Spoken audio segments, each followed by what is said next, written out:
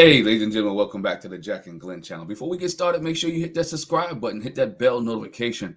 Oh my goodness, we're talking about Love is Blind, season 7, episode number 7. Man, we're in full swing of things, right? We are in full swing of things. All the vacations are done. The people are back home. The couples are back home. They're living together, and we got a lot to talk about here. Man, they're engaged. They're gonna talk to their families. Man, well, they're not back home yet. They're getting ready to go back home, and then they're gonna talk to their families and all that. So what we find out here is this: we start off with Marissa and Ramsey. They go on a very great boat cruise, right? They go on a very good boat cruise where they are, sitting back, enjoying the sights and sounds, and enjoying the ocean. And she talks about her marine life and how her Navy life, and how she was on the ship and how she is accustomed to water. They got there, Ramsey started taking photos of her and she started showing off her engagement ring. Everything is going smooth with this couple, right? Everything is going great. They don't have any what you call major issues right now, right? Everything is nice. They're on vacation. They chilling. They loving each other, right? They are loving each other. So they having a great moment there on the excursion. We left off in episode 6 with Tim and Alex, right? Very, very tense moment, very sticky point. Tim is getting ready to bounce, y'all. Tim is getting ready to leave. Tim, like, I can't take it. I'm not arguing with you no more. Do you blame him, right? Because whatever she did, she put her hand on his mouth and got in his personal space and talked foolishness. And so he was ready to bounce, right? You can feel the tension in the air. Tim tells the camera that he wasn't thinking that he had to he didn't think he was going to continue a relationship with Alex. But now he's open to give things another shot after they have a conversation. They go on the ATV ride in Mexico. That's their excursion.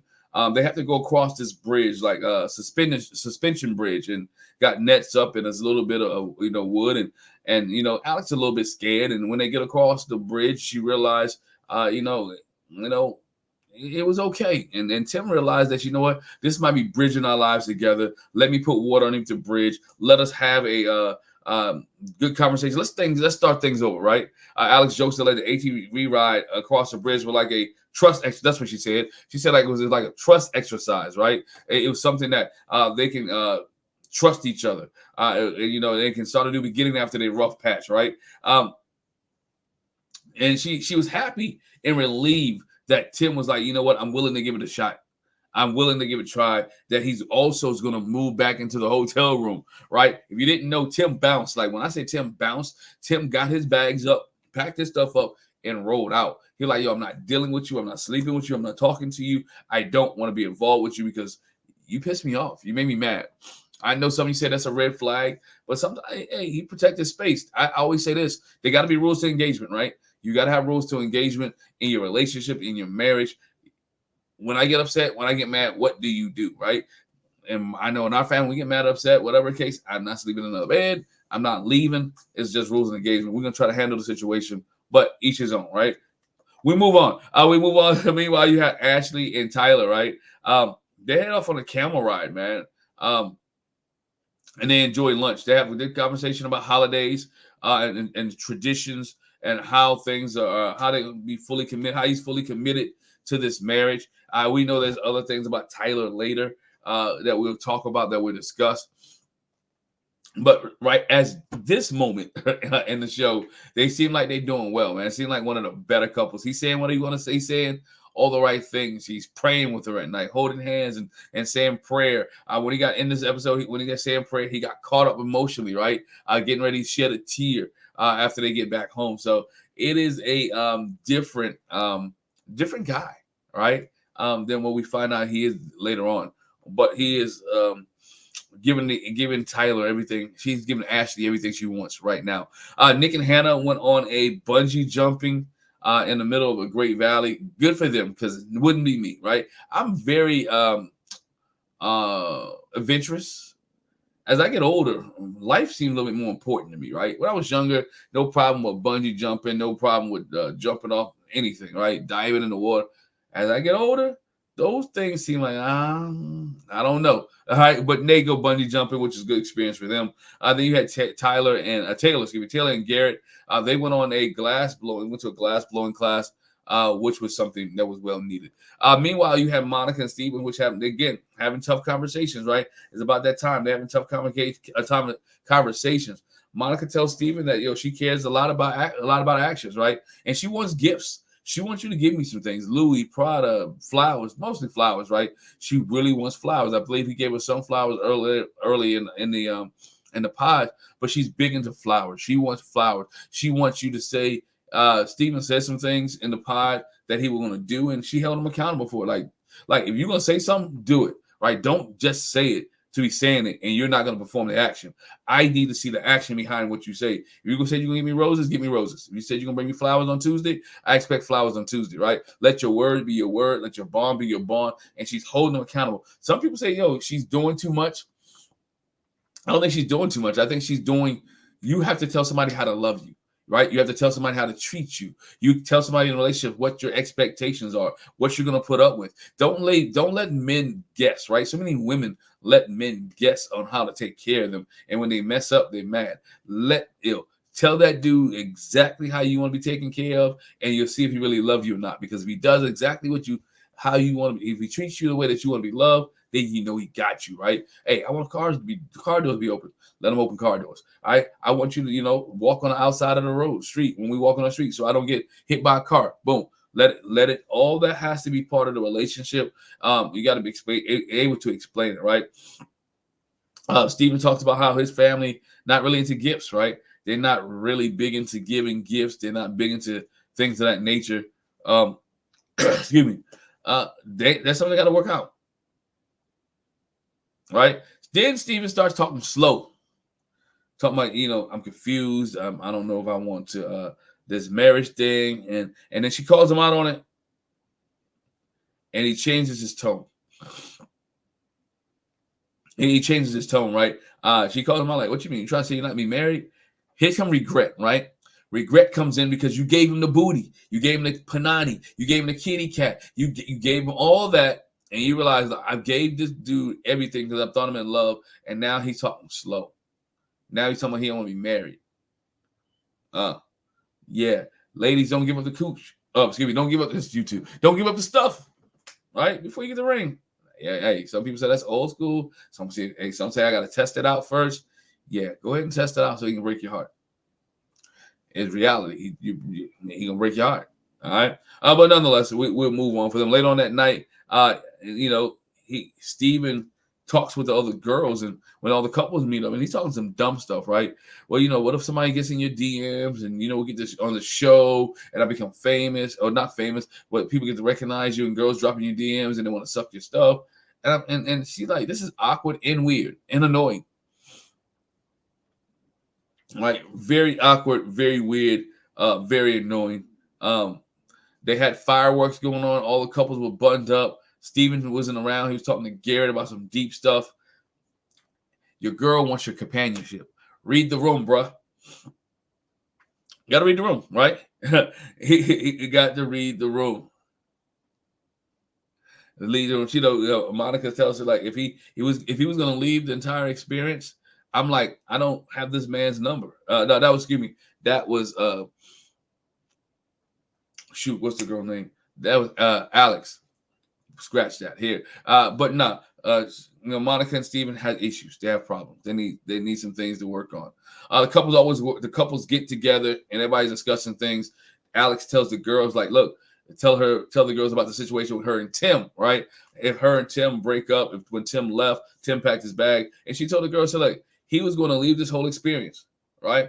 And I'm like, I don't even have this man's number. I don't know where this man lives. If this man leaves, I'm never going to speak to him again, right? She didn't know anything about him, nothing whatsoever about him. All right, it is definitely she was definitely scared, right? Couples pack, couples go back to DC, right? A lot of couples go back to DC. They head back to DC. Then we see Taylor, right? Taylor gets to meet Garrett's parents first. Taylor's from F-Burg, right? Fredericksburg, Virginia. They take the nice drive to Fredericksburg, lives in a big house. His parents, they talk about her educational background. They talk about how Taylor is the Garrett. How Garrett is, they're real close knit family. How they do a lot of different things. How Garrett has never been out of Fredericksburg, right? I've really, moved out of Fredericksburg. His family is always there, right? And they're always together. Garrett's mother gets emotional. She tears up, right? It's like, you ain't losing your son. He ain't gone anywhere yet, right? He just met a girl that he's going to marry. And she's tearing up to where she got to be consoled, right? That this is such a serious decision. It's so quick. She worries that either one or both of them will get hurt. But he reassures her, like, yo, we're going to be okay, right? We got a head on our shoulders. We're going to be okay. No matter what happens, it's my decision, right? Taylor says, look, I care for your son. And no matter what happens, they will treat each other with respect and love, which I like about Taylor. She's letting know, hey, we got this. We're going to do the right thing. All right, we're going to do the right thing. Then we're going to tell like the major conversation of the night, right? You see Ramsey and Marissa. Ramsey cooked dinner. They sat down having a conversation. And they started talking about the wedding. Marissa says, she used to grow up Mormon. She grew up Mormon. And she doesn't want a ceremony and God, where God is the forefront of the ceremony, that God can take a back seat. Ramsey talks about his mom and his family being much more religious than she is. Marissa uses the term, she said, the white religion, white beliefs. Well, that's a whole different conversation. Wrong podcast for that, right? But she talking about white beliefs, and she said God can take a back seat. They talk about the color of that they're going to wear. Now, whatever her problem is with religion, I can imagine growing up in the Mormon church, seeing some things, hearing some things. It's totally different from what she heard and what she saw. And she doesn't have, but she's spiritual, but way that she grew up and what she believes is not what she want to be at in her wedding, right? She doesn't want that in her wedding. Hey, each his own, right? Each his own. Everybody has their own point, has their own belief. Bible said, let every man work out their own soul of salvation with fear and trembling. She got to work out hers, right? The couple gets into a sticky point here when they start talking about her service in the Navy, right? She says she willingly signed up there, but some of the things that she had to do, she questioned, right? Some of the missiles and bombs she may have to set off. Some of the people that she didn't say die, but some things that she had to do, she really questioned. And she said, I have nothing. I'm still. She still supports the military, right? Ramsey pointed out that she voluntarily signed up. She voluntarily enlisted. She voluntarily did all this, right? And she felt like she's being judged for him calling her out.